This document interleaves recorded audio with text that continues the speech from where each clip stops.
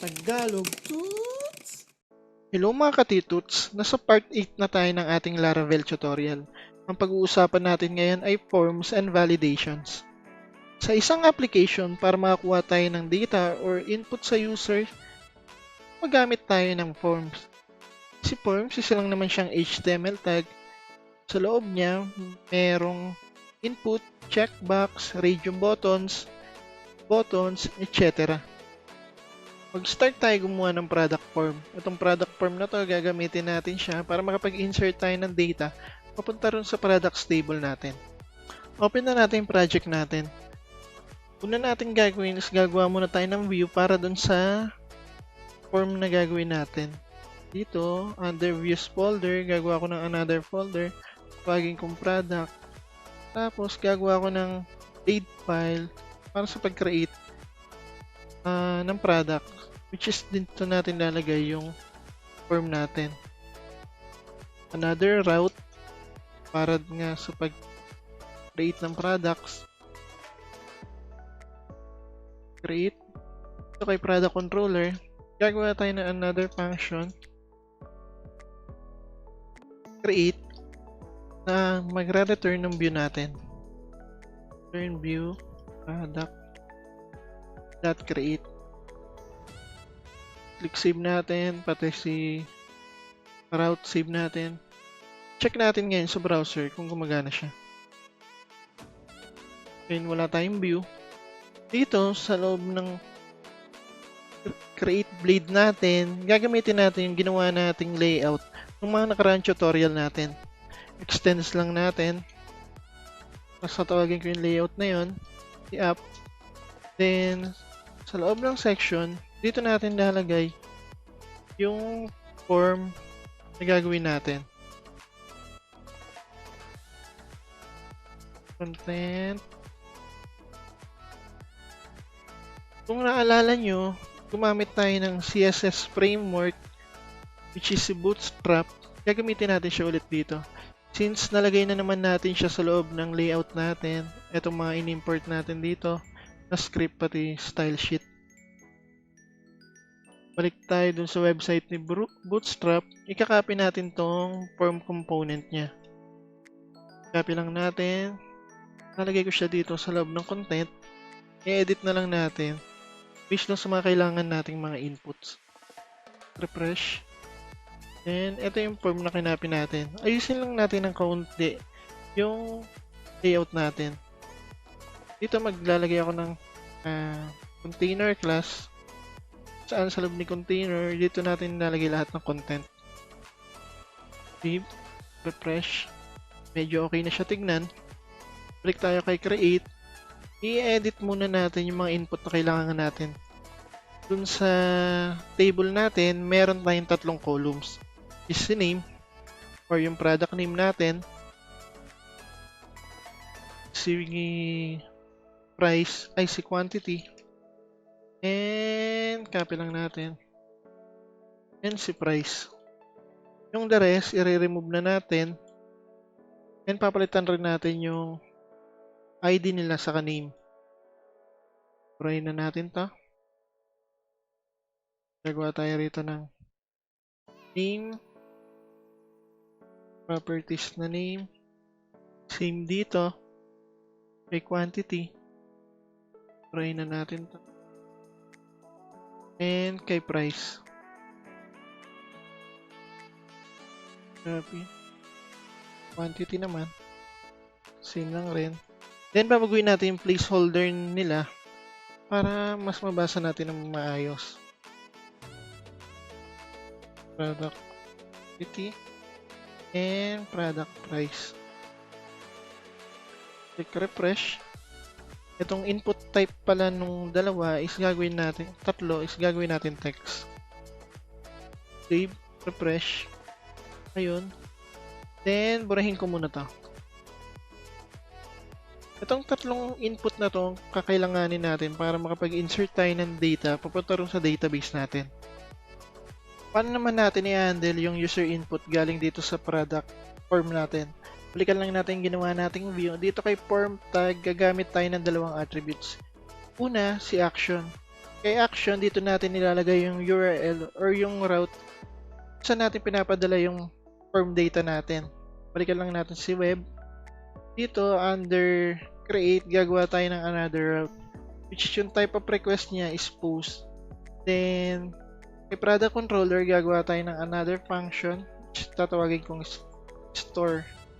Dito, kay store, dito natin i-handle yung data galing dun sa form.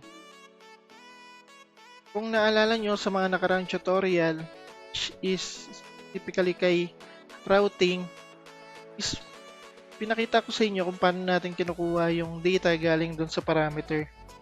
Isa sa mga ginamit natin dun is si request. Si request, gagamitin natin dito ngayon para kunin yung data galing dun sa form data. I-dump lang natin. Save. Then balik tayo dun sa view. Pwede natin ngayon set yung route. Pero bago yon, lagyan muna natin ng name yung ginawa nating route. Tatawagin ko siya as product.name. Then copy lang natin to. Lagay natin dito. Click save. Yung isa naman is si method. Si method, ang pinapasa lang sa kanya kung anong type of request yung pinasa nating route dito sa action. Since post siya, ilalagay lang natin post. Click save. Balik tayo sa browser, refresh lang natin. Ngayon, try na natin i-submit. Makikita nyo na nag-error siya. Kasi, kay Laravel may required na token para sa mga request na ginagamit. Dito, puntaan lang natin tong si SRF protection or yung token na ipapasa natin sa form. Copy lang natin to. Then, paste natin under dito sa form tag. Click save. Then, back natin. Refresh. Submit na natin. Ngayon, makikita nyo yung mga pinadalang data galing dito sa form. Papasahan naman natin ng value yung input dun sa form. So for example, sample product, quantity niya 12, yung price 1, 2, 3, 4, then submit. Kikita nyo rito na ilagay natin value dun sa input is nandito na rin. Sample product, si price. Baba ko lang. Paano naman kung lalagyan natin ng validation tong input? For example, itong si name. Once na i-click natin itong si submit, may lalabas ditong error message na required itong si field name. Para implement yan, balik tayo kay product controller. Then, using si request, ibabalidate natin yung data or yung input galing dun sa form. Using request, comment ko lang to, validate. Sa loob ni validate, magpapasa tayo ng array of rules kung saan yung key name, yung name dito, sa input natin, itong attribute name.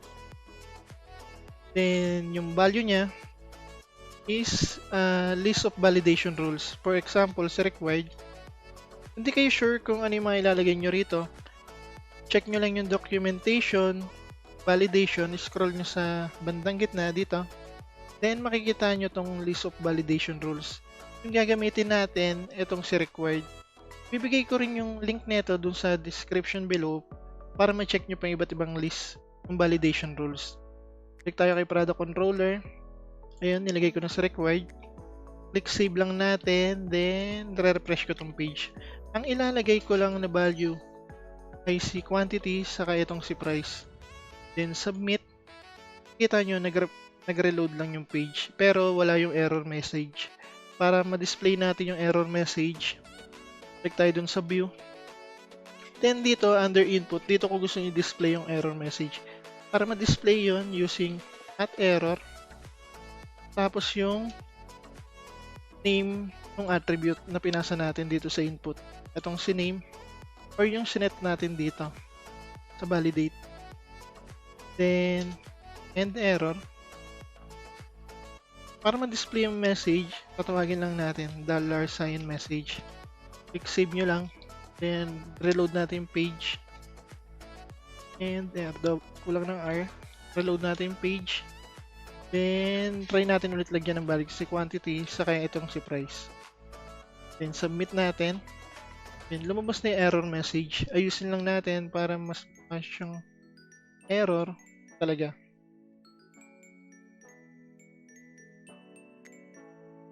Gagamitin ko yung class ni Bootstrap.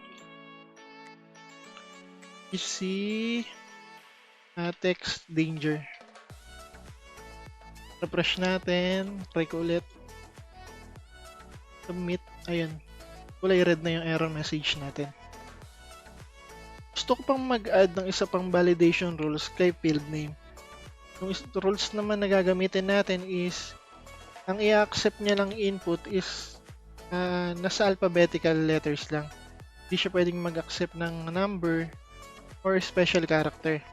Para gawin yun, balik tayo kay Product Controller.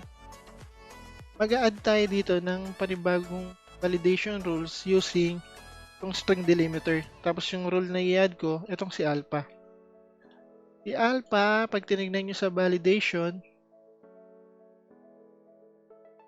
dito is ang ina-accept niya lang is alphabetical character. Then click save ko lang yun. Refresh ko tong page. Pag nag-try ngayon ako maglagay dito ng number, expected natin na mag-error siya. Submit natin. Ayun, nakita nyo. Yung error message niya is dapat pinasa daw natin na value is nagko-contain lang ng letter. Try naman natin may special character. Same lang yung error. Then, gagawin ko rin yung ibang validation para naman kay quantity sa kay price. Same lang rin, katulad nung kay name. Price, i-required ko rin. Pati rin si quantity. Required. Refresh. Try naman natin pag sinubmit is mag-error rin dapat to. Pero since wala pa tayong nilalagay sa kanila, balik tayo ngayon sa view niya. Copy lang natin to. Same kay quantity, pati na rin kay price. Pero instead na name ipapasa natin yung attribute na name na pinasa natin sa input. Refresh lang natin. Ayan, pare-pareho na yung error nila. Pag-add pa tayo ng another validation para kay quantity sa kay price. Kabaliktaran ni name na ang ina-accept lang is alphabetical letters. Dito ang i-accept niya is mga number lang kay quantity sa kay price. Click tayo kay Product Controller. Yung string delimiter, i-add natin yung isa pang validation rule na gagamitin. Is numeric. Same kay price, yun na rin kay quantity. Save lang natin. Page. Maglalagay ako ng tamang data kay name. Kay quantity naman is numeric pero lalagyan ko ng string. Kay price is all string lang. Or alphabetical letters. Then submit ko. And makikita nyo na parehong nag-error. So, yung validation rules natin is numeric lang. Pag tama na lahat ng pre-provide na data dito ni user sa form natin, once na i-click niya tong submit, may lalabas ditong success message. Para implement yan, punta tayo kay Product Controller, gagamitin natin si redirect method. Redirect method, gagawin niya is babalik siya dun sa page, may kasamang success message. Ipapasa natin sa with is associative array, which is key value pair, tapos itong si message, bagay kong message, yung value niya is success. Click save natin, balik tayo dun sa view natin. Dito gagawa ko ng condition na lalabas lang yung message once na nag-success na yung validation. Para kunin yung message na yun, gagamitin natin si session. Yung session, i-check niya kung may laman si message. Itong key value pair na pinasa natin.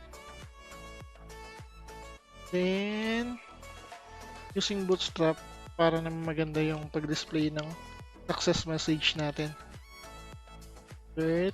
Success. Then, para makuha yung value, using session lang rin. Session. Then, message.